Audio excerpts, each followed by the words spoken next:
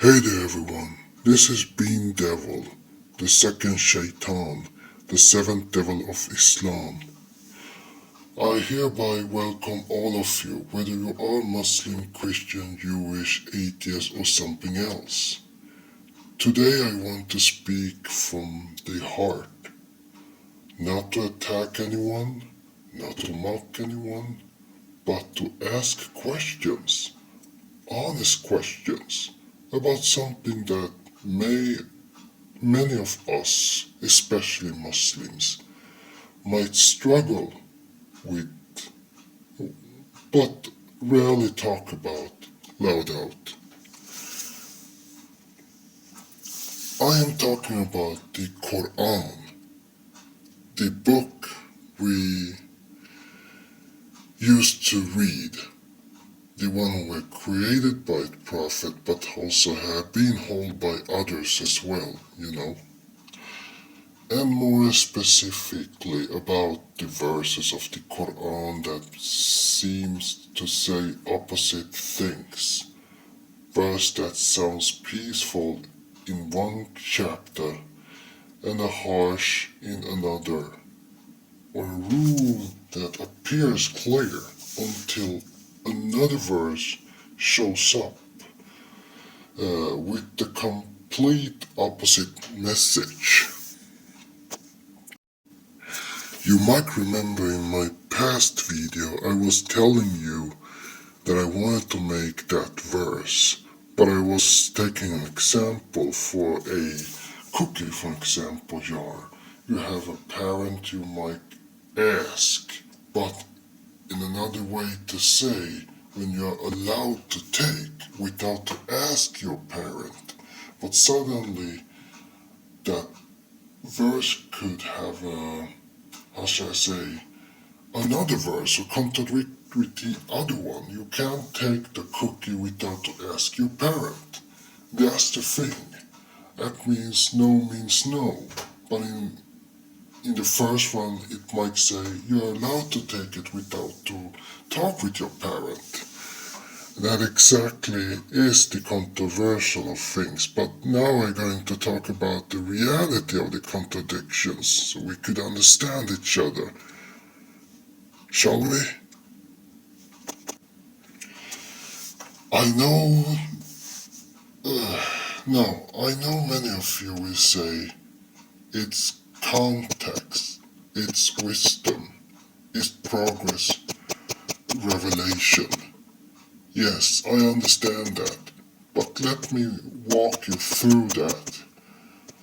I have found what I have found, and then you can call me what you think.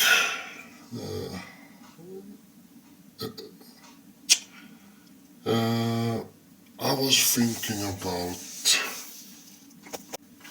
number one, creation sequence, Surah 41, 19, 12, verses 79, 27, 30.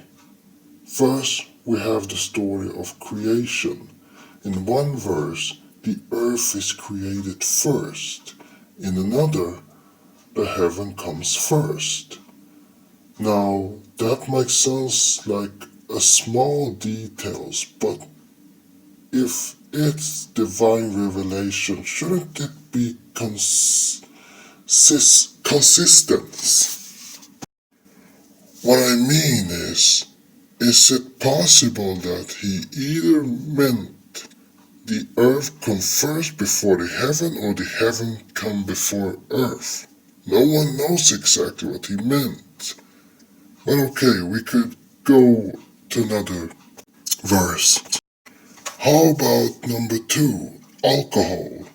Verse 2, 219, and then we have 4:43 verses 5 and 19. Three different verses. Here, the Quran first says alcohol have both good and bad. Well, the saying he meant is it have both sides. He might say it tastes good, but it's not. It is bad when you drink it too much. If we say since alcohol is bad, which could have been a good way to say since he wanted to warn us. I guess that's my own point, which was the first thing he wrote. But later it says, don't drink while praying. What he meant is you're going to focus on praying all the time, and you can't miss that kind of time that you have to pay attention to God. And I guess that's the only thing he meant when he was writing the book, in order to make sure that you keep it. But again, this part actually, well, I don't say this part contradict with each other yet, because he meant two things in this case who could actually contradict with each other, but in a good way, both of them. But I guess he didn't formalize it exactly how he wanted to tell. So that's why he came with Surah 590s. That's the real contradiction. For example, later, alcohol is a tool of Satan. It sounds like a progression, but why the shift? Wasn't God always clear? Okay, I can say this. This verse, on the other hand, is more innocent, because in this part, as I realize, he meant everything were good. Fine, it tasted good, but it also have a bad size of it. The sad was that he didn't formalize it. People misunderstood him as well, although we start to realize what he meant later. When it came to the praying, for example, he saw the bad sides of it, because people didn't focus on paying attention to praying as well. It means a drunk person can't be controlled, that's why he may lose it as well. I guess that part was maybe innocent rather than, well, contradiction.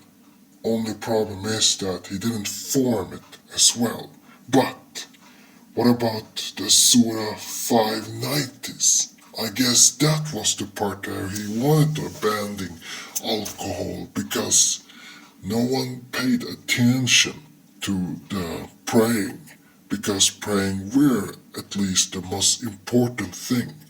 So instead form it, or maybe change the surahs, the verses, by removing 219s and 4, Surah 4 and 43. Fine, I get it.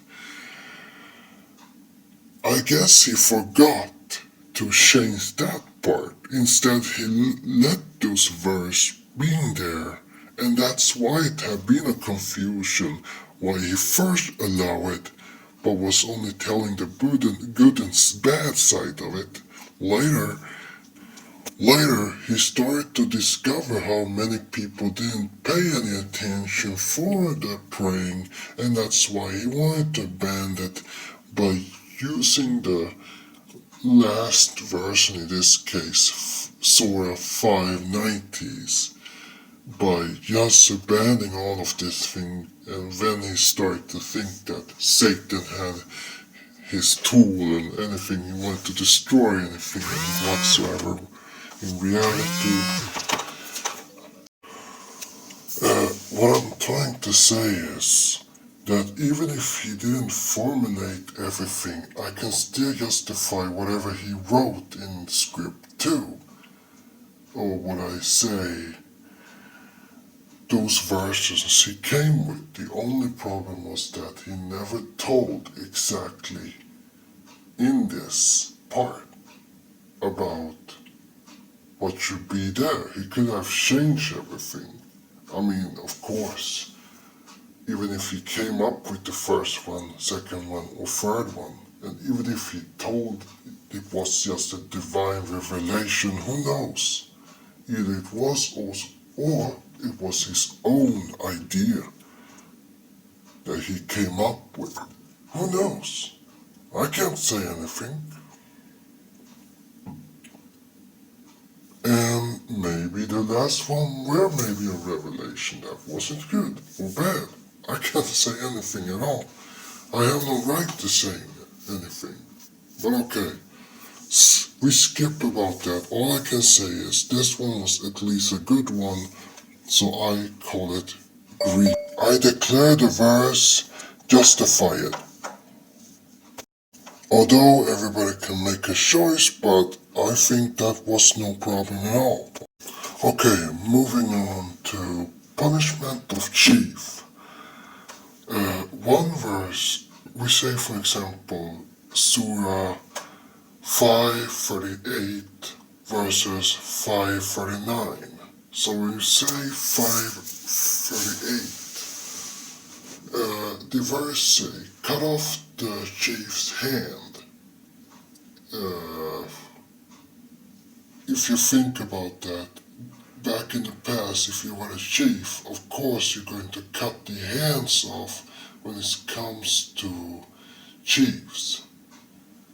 And, well, we know most of those either did it because it was a scare tactic, but in the same time, we did it on the purpose because we wanted to punish people without to even have a second thought. I mean, sure, punish a person indeed, but why punish the person in this case? So, in many years, there have been maybe chiefs in his area, and he had punished many people for stealing their belongings and so on, or maybe their closest allies or whatever. When I say allies, I literally mean could be any tribe whatsoever, but so long it was a Muslim area, of course, because I don't think they would bother if there was someone who wasn't following Muhammad at all. But yeah, of course, it is that part. However, the only thing who will contradict is Surah 539, who says, the very next verse, well, for example, if the chiefs repent, forgive. So, forgiving, well, I don't know. The funny fact is, when that person repent, when he is free to go, I mean, I can say this, fine. When it comes to chiefs, fine. They, on the other hand, can be forgiven and walk away and never do that again. That would be a great thing, right? Yes. Which reminds me only one thing. Because we have many other verses, at least, who say almost alike, even if that is not the same. I mean, this with chefs and small crimes, they could be accepted for repentance. That's great. But what about those other cruelty? For example, murdering someone else or raping someone or anything alike. That's the only thing I am more afraid of, because in this part, I don't think that our prophet did think through it by remove one of the verses who contradict with each other. But as each and any preacher did telling is very justifying to rape. We hear Zakir Naik, for example, talking about that several times.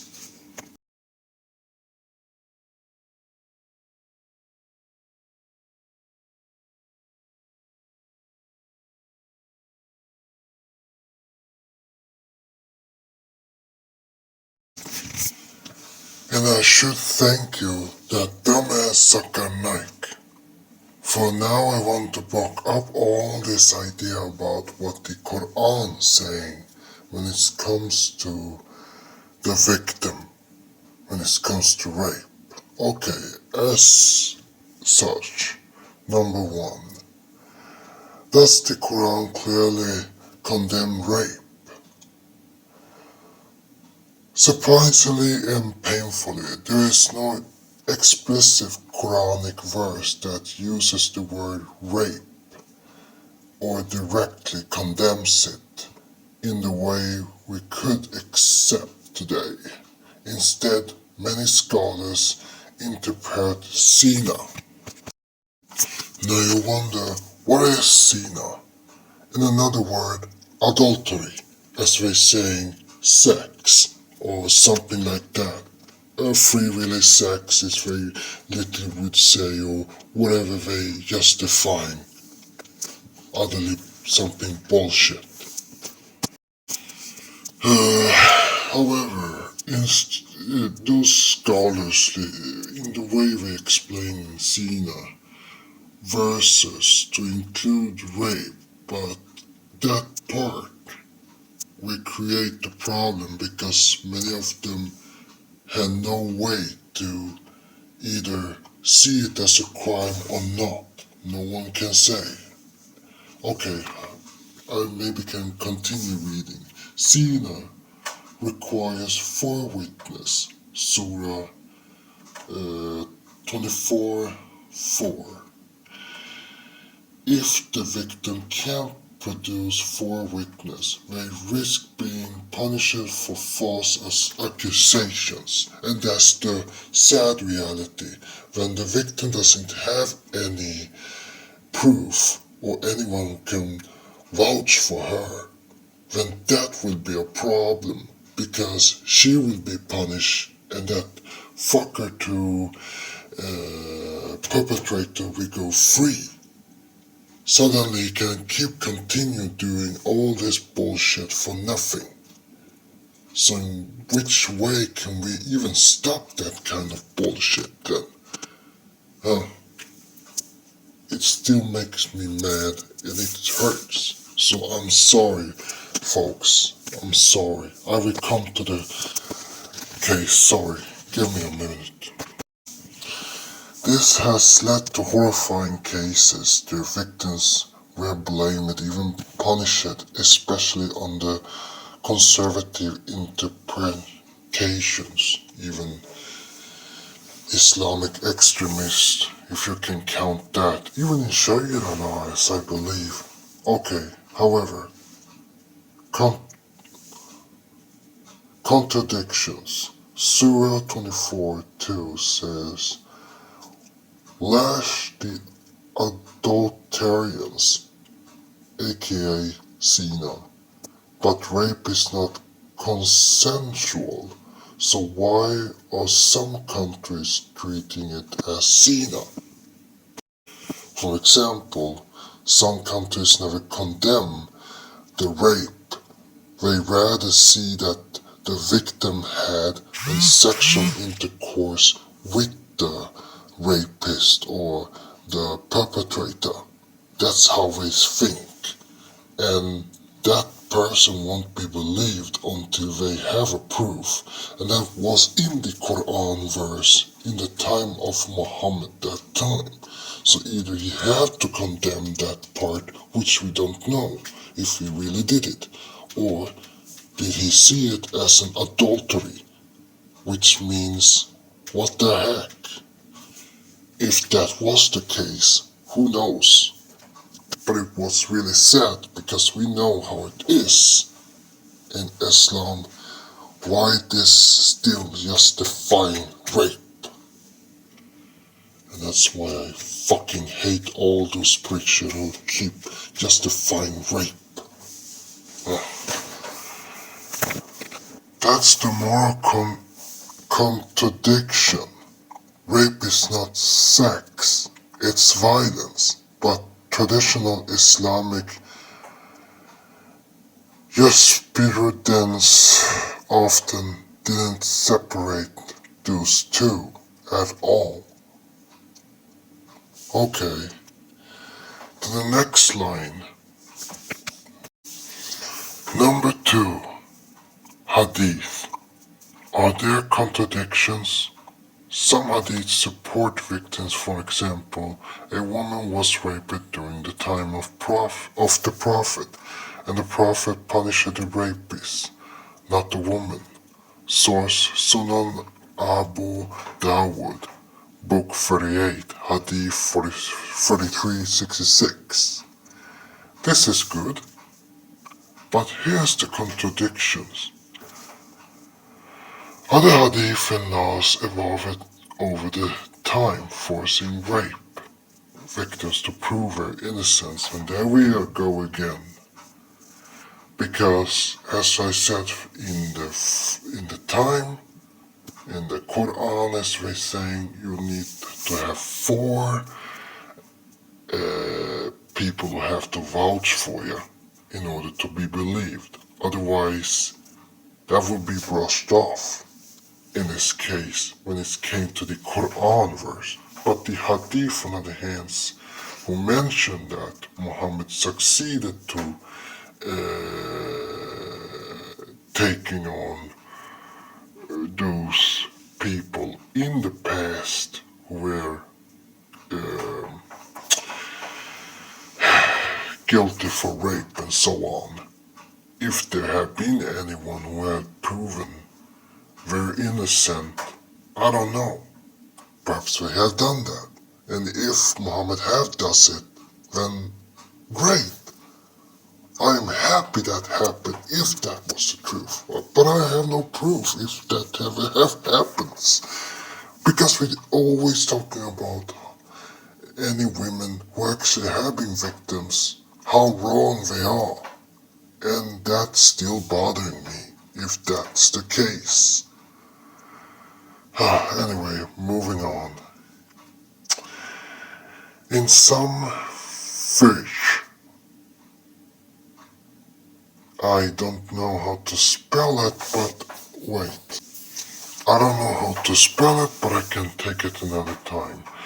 In some fish, Islamic legal schools, if a woman gets pregnant and can't prove rape, she's accused for zina. And again, adultery, as we're talking about. Stupid adultery talk, bullshit from those idiots. And as you mentioned, yes, there are cultures, their fathers, well, I said it early, the fathers have killed their daughters after rape, which have happened in many countries, as I'm still pissed off. Those men who think that they will get forgiveness by Allah.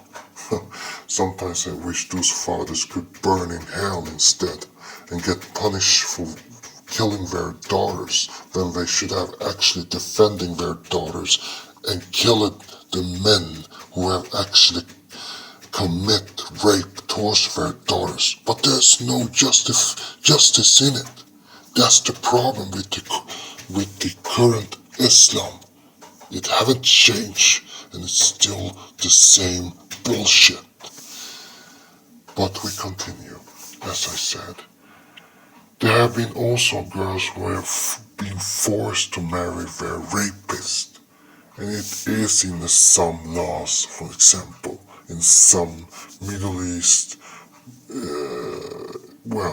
countries. Even in the African countries for sometimes, as I know.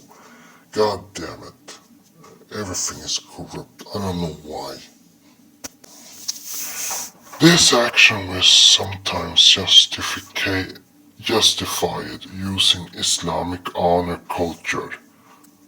Again, the honor culture, if we say, in order to make everything in a way they could make everything stand in order again, or that kind of thing would be a chaos for the family because they'd be either being disowned or villainized and whatsoever, all because the daughter became a victim.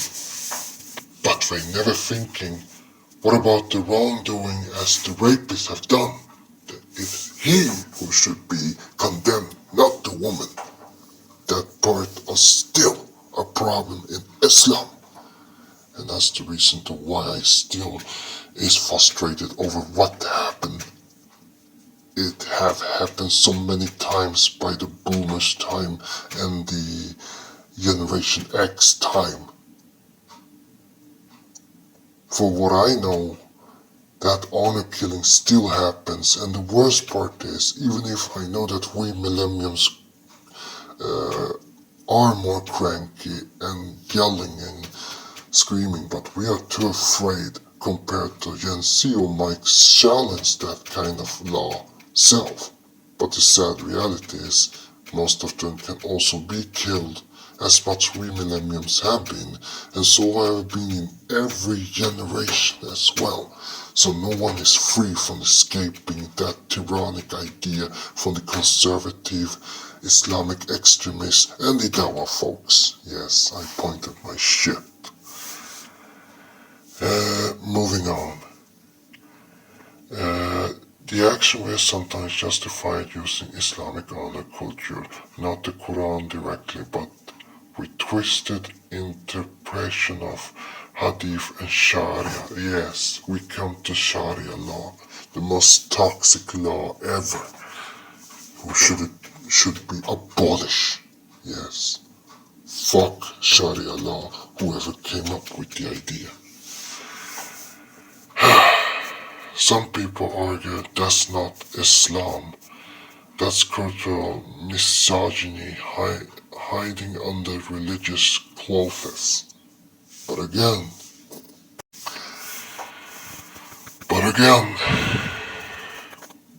we don't know for sure, because some people are still seeing it as Islam.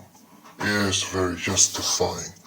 The funny fact is, when it comes to scholars and preachers, when they agree or disagree or trying to just hide that kind of shit, yet they relieve the shit like it was justified anyway, even if it wasn't.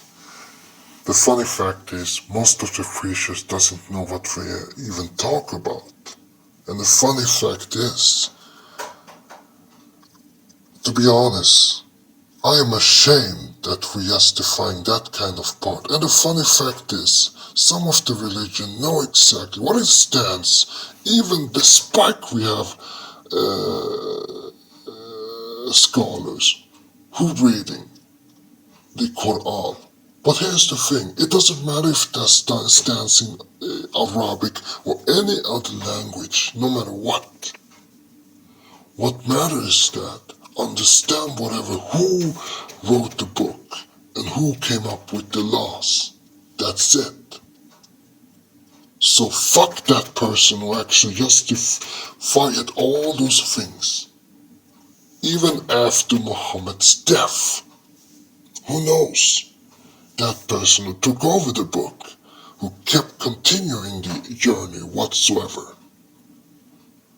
But I am glad that some of them were rebelling against it and tried to find another way to try to make it more peaceful. While many of them argue that whatever stands in this and that and all this corruption and chaos as they decided, as they wanted, and most of those idiot scholars were men. If there have been any female scholars, I think so. Yes. In the current today, there is female scholars, indeed. But they have their own community, as I understand. And some of the guys are there as well. But the sad reality when it comes to male scholars, they're the most toxic scholars ever. So don't trust them blindly at all. And number 3. What about men as victims? There's almost no discussion in classical Islamic law about male rape. It's often confused with homosexuality laws.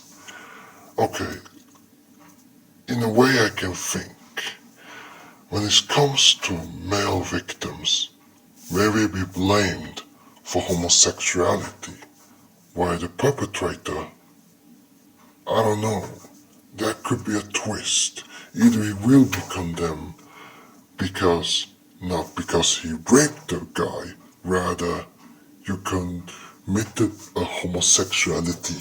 That's how we're going to perpetrate him as a gay person, even if he is not gay. He was just a rapist who raped the man.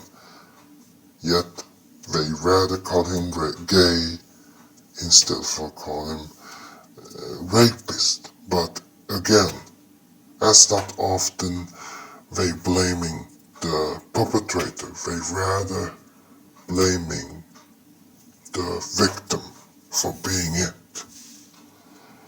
But if I may think in this part, sure, I can know that most of the soldiers in the past, when it came to during the war, even the time when Muhammad were alive, normally Muhammad would maybe not,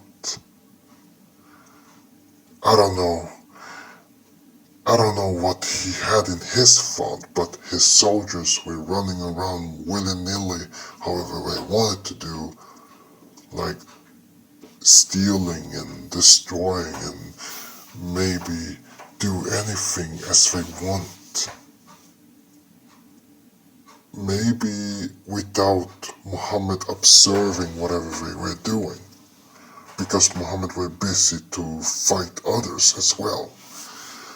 Or allowing the soldier doing the mission when he maybe were in Medina or whatever. Yet, as we used to say, every soldiers used to rape anyone, whether they are women or men or child. Well, I don't know how they look at that. I don't know. I can't say anything myself. Moving on. This leads to men who were raped being punished as if they were guilty of gay sex. The victim in this case, but I don't know about the perpetrator. As I said, sometimes the perpetrator will get punished for it, because that act would be known as gay sex, even if that was never gay sex, that was rape. But no, not in their world. The Qur'an and Hadith saying very little about male victims of sexual violence, and again, as we used to say, there's no male victims. We are men, we are strong, we are this and that. No. Oh, whatever. Continue. The silence is the contradictions in itself, and it have real consequence of males and child victims. Which reminds me, when it comes to children who become victims, I don't know. I guess to say many of them would condemn that. That's the only thing I'm pretty sure. Slavery were accepted, but child sex or child rape were the only thing who were condemned, as I know, or as I think. I'm not so certain yet, but I guess that's up to the smartest guy or girl who can actually tell everything they know. I'm not the smartest or brightest guy, so don't trust my word for it. There could be more knowledge about that. Moving on. Number 4. So what can we do? I don't know. Honestly, we are doing the first and the most important thing. The only thing we can do is speak out, ask questions, break the silence, defend the victims. That's the only thing we all can do. Because there is no other way than speaking out. But how can we reach when it comes to the conservatives, Muslim extremists, or Islamic extremists, or Dawah folks? Nothing. Because, again, they're blind. All of them.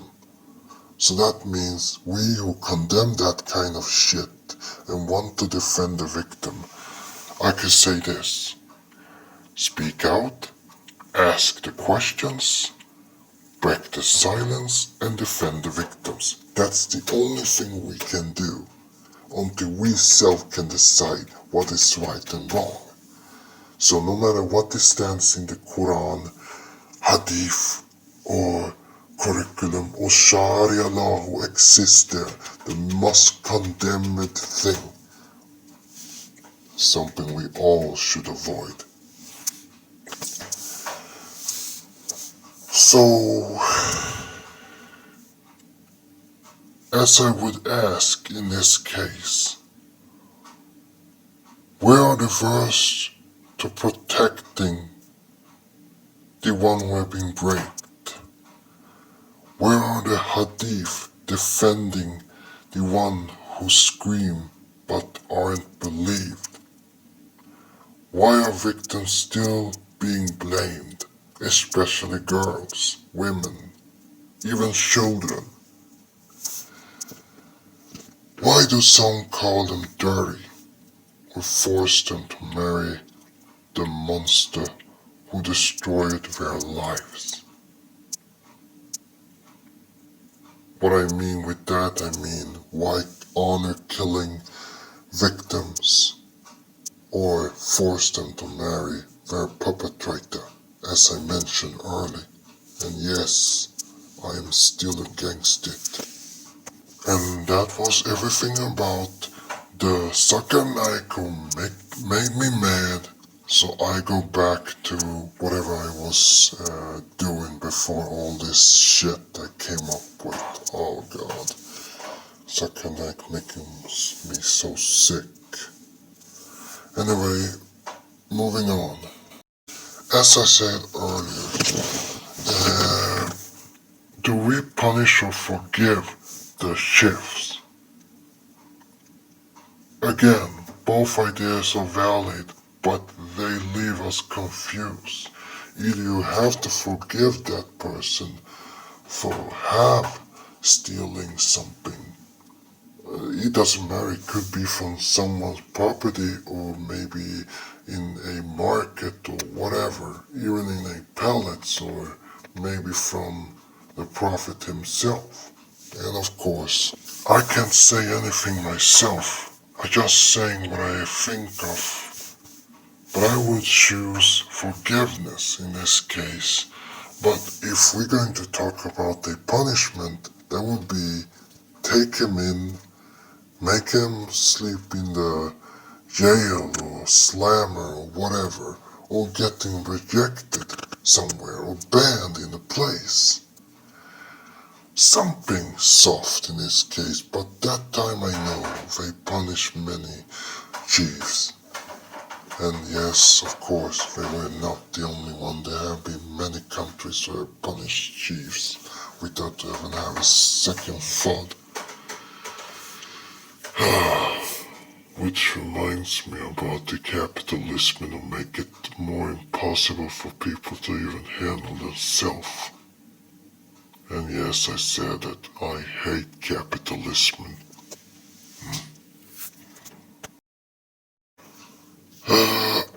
Number 4. Free will versus predestination. Predestination. Verse 1693 verses 2.2. Huh? Yes. Okay.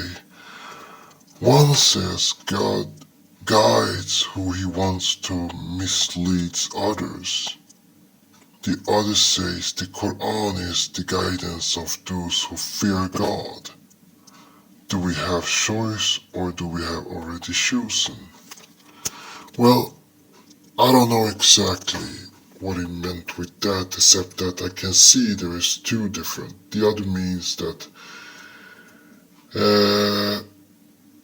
God guides who he wants to mislead others, which means that person self can mislead each and anyone on his own behalf, if we say his own responsibility.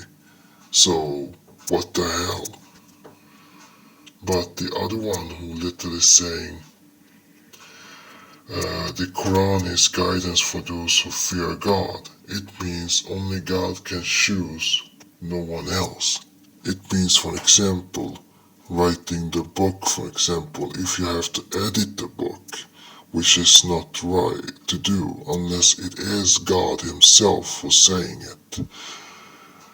At least what we're saying, so in reality no one knows. Or should I say in a real way, you should never change the Qur'an, because it's literally God's words, as we're saying. But again, who knows? Either it is a revelation or was it just a mindset from someone else? Who knows? No one knows. We know that Muhammad had either a revelation or finding the laws himself, what is justified, which is you can't know exactly which thing he wants to use for himself or whatever he thought was a revelation. Some of them are justified by others, something you can't justify at all. But what the hell, I can't say anything myself. Anyway, moving on. Number 5. Interactions on Judgment Day. Surah 248 verses 20, 109.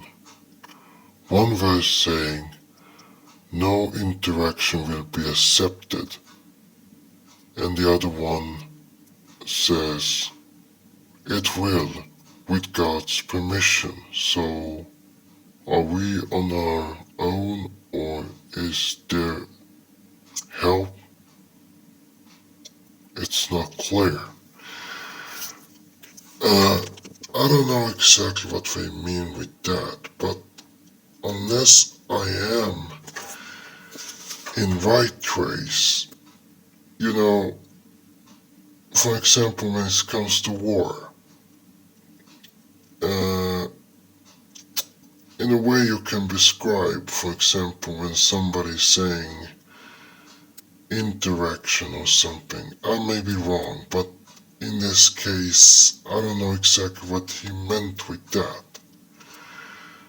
So, in reality, I shouldn't bother on that unless I have a clear information about that, but that's the only thing I have. Always say no. Give me a minute. I'm sorry guys, but I feel like I don't know exactly what it meant exactly, but give me a minute. I think I found the surah, so all I can say is forget what I said. I can't read it.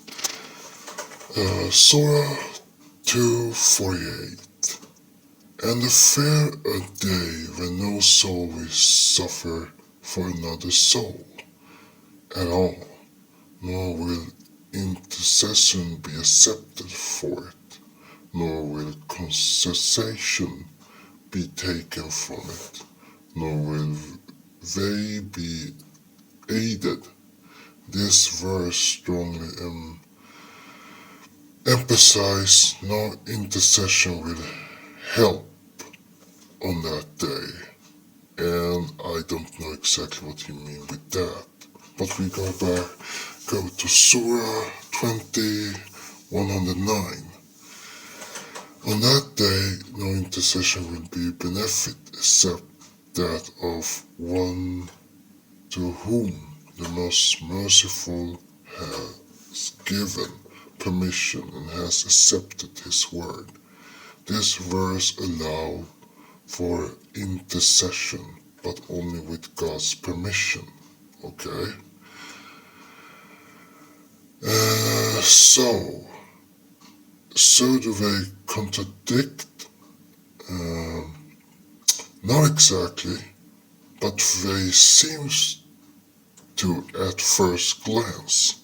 And again, I am confused. Surah 248 is emphasizing the total helplessness of humans on Judgment Day. Oh, I see what he meant. He meant, for example, the time you die, you want to be accepted, but you don't know if you're going to be accepted because of your action over the time when you were young until now. If you have done anything wrong, which either will be accepted or not. That's what I guess what he tried to say, but I'm not so certain. I need to read more so I could understand. The other one then, Surah 20:109 clarifies that there is a form of intercession, but it's not automatic and based on human relationship. It's only by God's will. So in this case, whatever anyone's saying, that doesn't matter. What matters is what God's saying.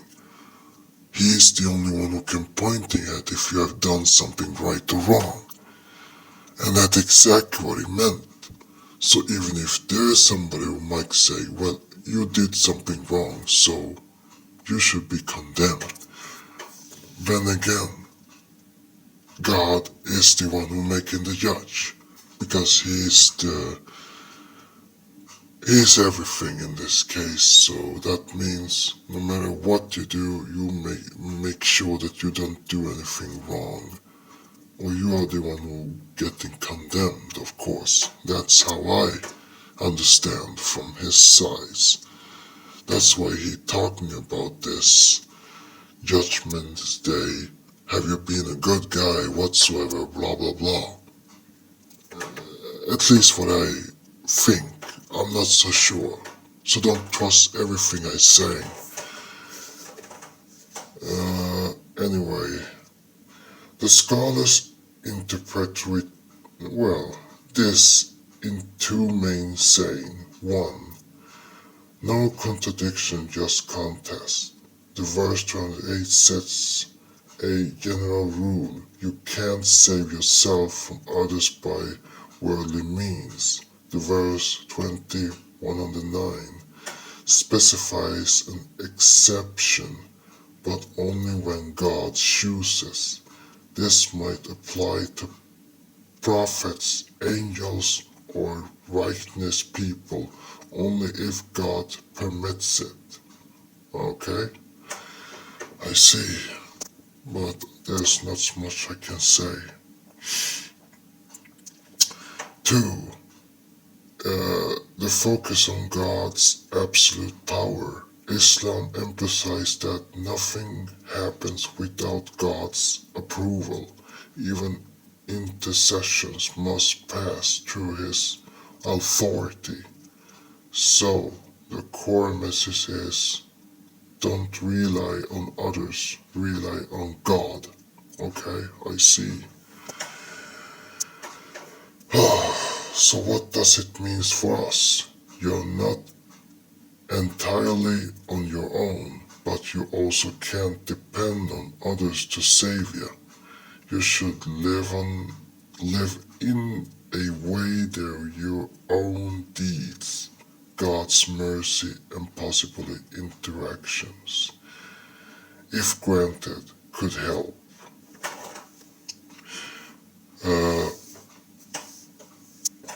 hope in God's mercy, but fear His judgments. That's the balance Islam teaches. Okay? I can't say much myself except, oh God, as a very scary type in this case if we're going to handle that part. Okay, moving to part 6. Treatment of non-Muslims. Surah 2, 256 verses 9, 5. One says, no compulsion in religion. Another says, fight the polytheists wherever you find them. Yes, this verse relevant in different times, but shouldn't truth be eternal? In this thing he's saying, you are not allowed to fight someone in that verses, the Surah 256. But in another Surah, he's saying, fight the polytheists. Unless he also means that you can fight each and any non-Muslim in this case and take over their belongings, and you know what happens later. I don't want to even talk about that, so no, of course not. But we could say you're either allowed to fight or not. One says you're not allowed and the other one says you're allowed, which is different, yes. Well, that's a sad reality when it comes to Islam. But I can't say that, whatever, I was in the past, so I can't say much myself. All I can say is I'm sad that thing happened, even if we know that what happened in the media knife or whatever. It's pretty normal, although I can still condemn that idea for each and any one, no matter if they are Christians, Muslims, or whatever. I can't say anything at all. I leave it to all those geniuses, and especially when it comes to ex-Muslims who know exactly what this means. Moving on to 7. Abrogations. Surah 2, 116, verse 106, verses Surah 6, 24. And yes, this is the heart of it all. One verse saying, God replaced verses with better ones. Another says, God's words never change. So, does God's verse His words, or are they unchanging? No one knows exactly what Muhammad means, but I guess that's the part. God can change whenever He wants, and the other one saying God never changed His word. Once He had left His word, then that stays. Nothing changed. But the other one saying He did really change His words. The first one in this case. But okay, what could I say? Nothing. I can't say anything at all except, oh my God. That means I have no words. Not if that is the idea. Whatever have been changed or not, no one knows.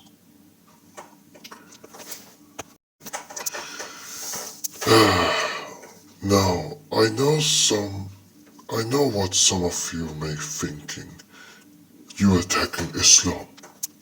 But no, I'm not. I'm a Muslim.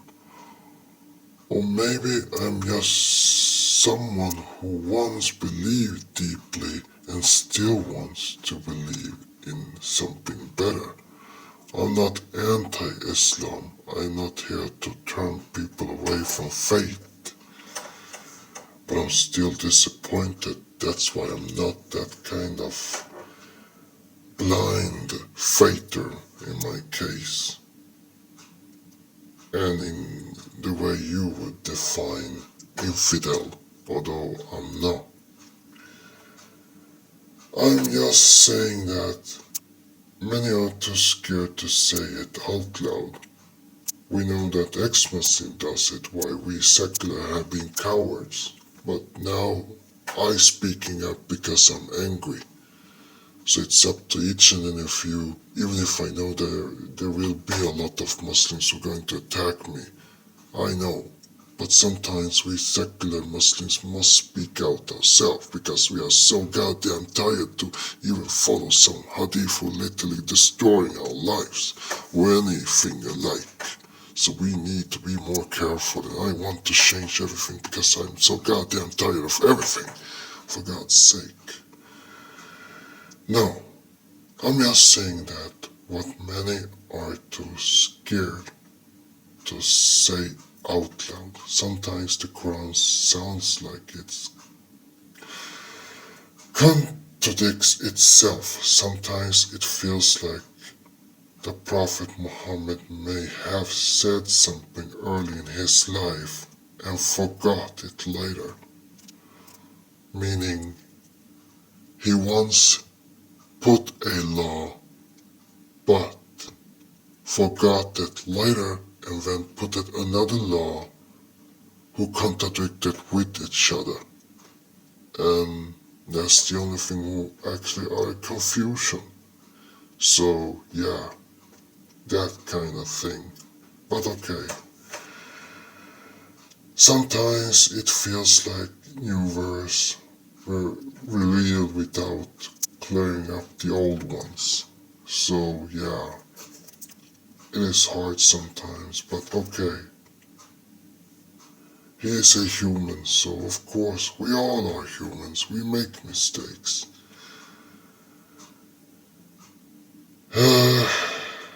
But I still would wonder, is it a human error or divine wisdom? Who knows? Or both?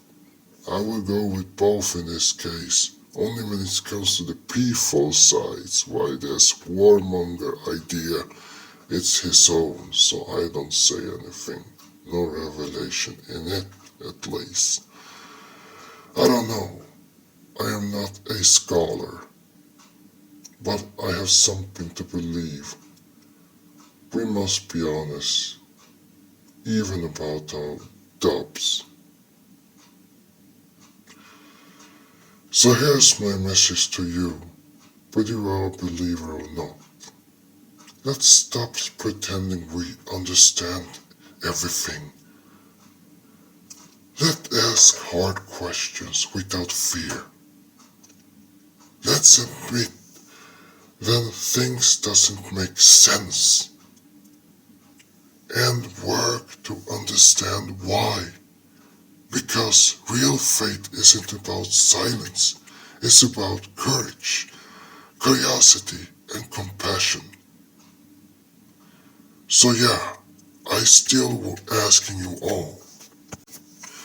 Question it even if you're going to face the most bizarre thing because people like the Dawa folks refuse to accepting that we question anything. We are done with to being blind or having our own, how should I say, being quiet. No, we need to question in order to make sure that everything is right. So no matter what a scholar or somebody who knows Islam better than the other one doesn't mean that he knows better. No, it means he's either stupid or he, on the other hand, are too afraid to answer the question. We should actually question that part. It is up to them if they want to revere it or not, or they have the cognitive destiny, because each and anyone who actually are growing up in a violent environment know exactly what Islam is. So beware, be careful, and do not making mistakes when it comes to whatever you read. Always ask questions, and I would still urge you, don't ask a preacher, ask, in this case, those with much more knowledge. Ask a scientist. Even if you are afraid, have the courage to ask a scientist. Or better, ask an ex-Muslim who have lived that part, or any Muslim you can think of. No, not any Muslims, but those Muslims who can answer your question. In a secular society, always ask them instead. Don't ask any Muslims in this case. You have two of them. A secular one or an ex-Muslim. Or somebody outside of Islam who understand Islam better than a scholar. Do it. Don't be afraid. Alright, I want to thank you all for listening. And may peace, truth, and understanding guide us all, even if where we come from. Although I can always say, you have two options. Think for yourself, or what anyone would say, think critically and think for yourself, or stay away from Islam. And for you who are already a Muslim, I would say, think for yourself. Always question, no matter what. Be always prepared, even if you're going to read the most bizarre verse ever. Do not accept anything wrongdoing. Always question it. Always turn away from it. Always make sure that you do something right. Don't trust it blindly. Be always aware what you are doing. That's all I can say. So contradictions does exist, but in the same time, the verse on the other hands need to be more observed. Anyway, that's all I wanted to say, and I'm thanking you all for taking your time, and I love you all for taking your time, and those who want to criticize me, I'm sorry for everything, but I needed to speak out, because that's exactly what I needed to do. Anyway, I'm thanking you all for listening, and wish you good luck. I am being devil, the second Shaitan, the seventh devil, and I wish you good luck and good night. Being devil out.